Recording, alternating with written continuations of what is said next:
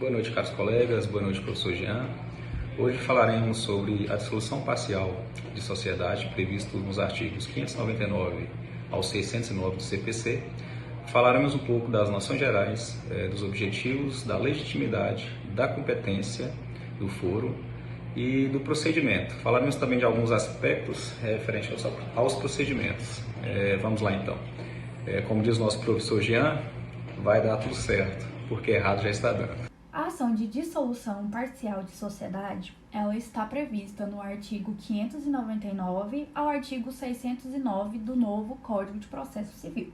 A dissolução parcial de sociedade, ela se trata do rompimento do vínculo societário perante um ou mais sócios, sem que dê a extinção da sociedade como um todo.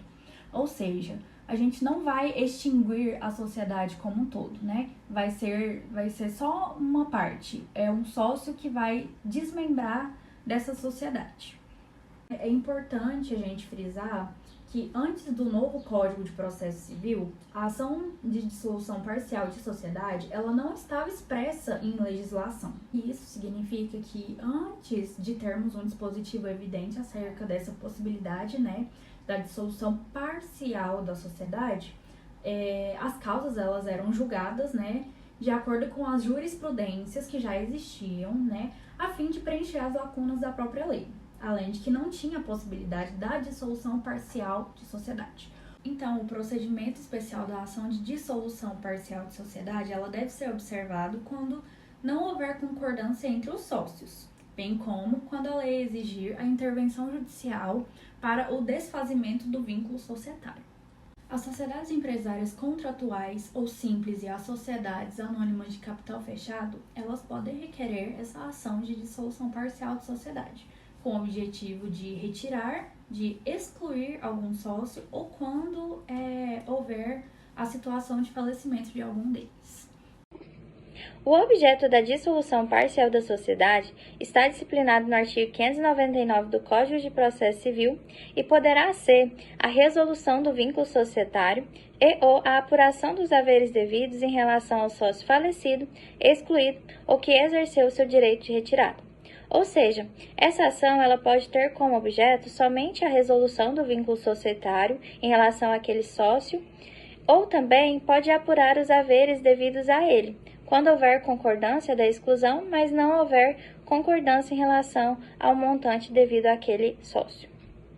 A legitimidade ativa para propor a ação de dissolução parcial da sociedade está disciplinada no artigo 600 do Código de Processo Civil e traz como hipótese o espólio do sócio falecido quando a totalidade dos sucessores não ingressar na sociedade.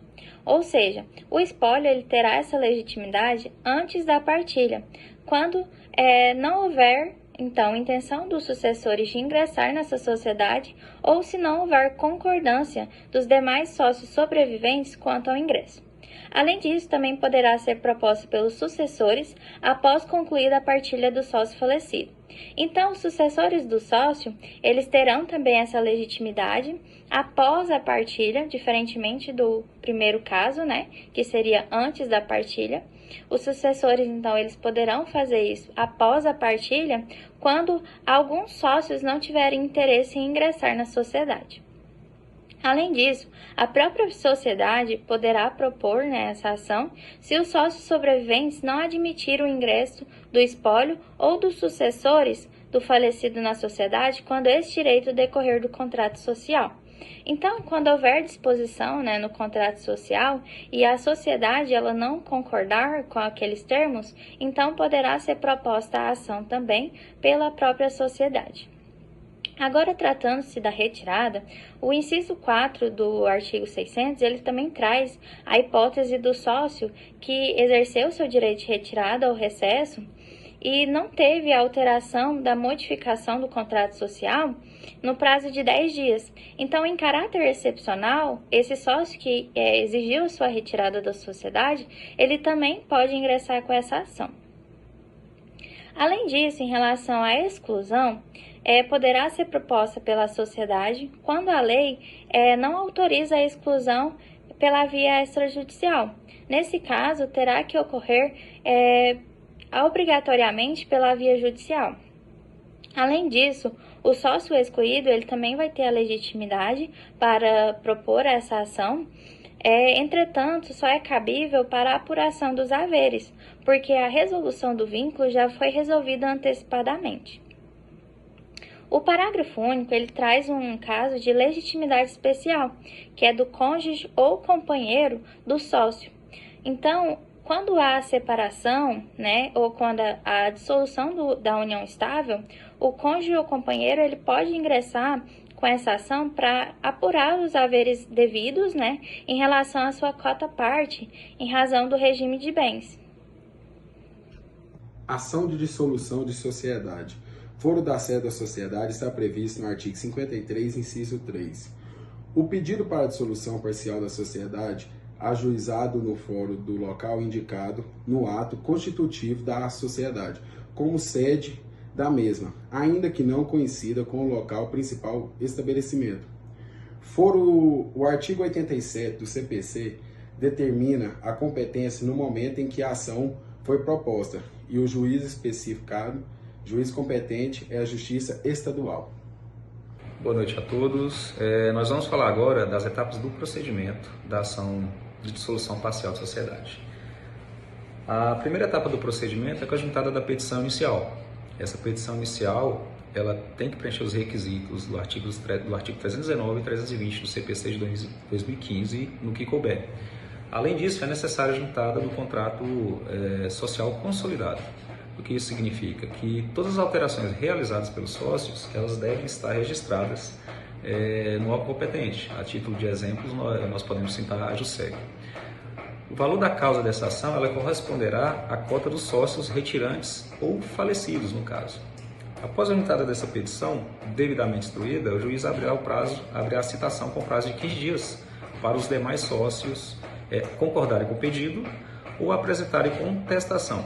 Lembrando que o Código estabelece que, nesse caso, o litisconsórcio será necessário, ou seja, todos os sócios terão que ser citados. Após instruída a petição inicial, o juiz determinará a citação dos sócios, que terão 15 dias para se manifestarem, seja concordando com o pedido, seja apresentando contestação. Lembrando que o litisconsórcio é necessário, ou seja, todos os sócios devem ser citados nesse processo. Veja que após a citação de todos os sócios, o prazo para a manifestação serão de 15 dias. Como havia dito, eles poderão concordar com o pedido ou poderão apresentar contestação. Em caso de concordância com o pedido, não haverá cobrança dos honorários advocatícios, porém, haverá as custas processuais. Essas serão rateadas entre os sócios, proporcionalmente às suas cotas. Por exemplo, se o sócio A possui 30% das cotas, será rateado proporcionalmente esses 30%. Assim como o B tiver 50%, C tiver 20%, respectivamente. É sabido lembrar também que nesse prazo de 15 dias da manifestação, a sociedade também pode formular um pedido de indenização contra esse sócio retirante, que serão apurados nos haveres, serão compensados nesses haveres. O que seria esse pedido de indenização? Seria com algum prejuízo causado à sociedade pelo aquele sócio remisso, o que praticou alguma falta grave. Outra possibilidade também é a não concordância pela dissolução, pela sociedade. Nesse caso, em relação à dissolução, seguirá o procedimento comum. Porém, em relação a uma eventual liquidação das cotas sociais, ela continuará regida pelo procedimento especial. Com a extinção da sociedade, há um cumprimento em 3 etapas, sendo ela a dissolução, a liquidação e a extinção do feito.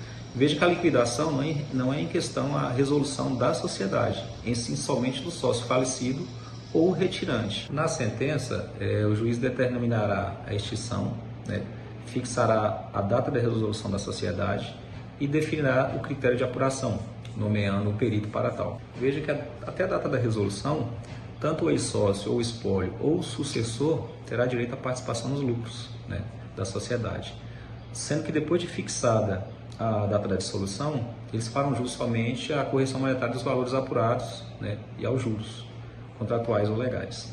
É importante a gente observar também 2 especificidades que ocorrem quanto à exclusão dos sócios, sendo elas os minoritários e os majoritários.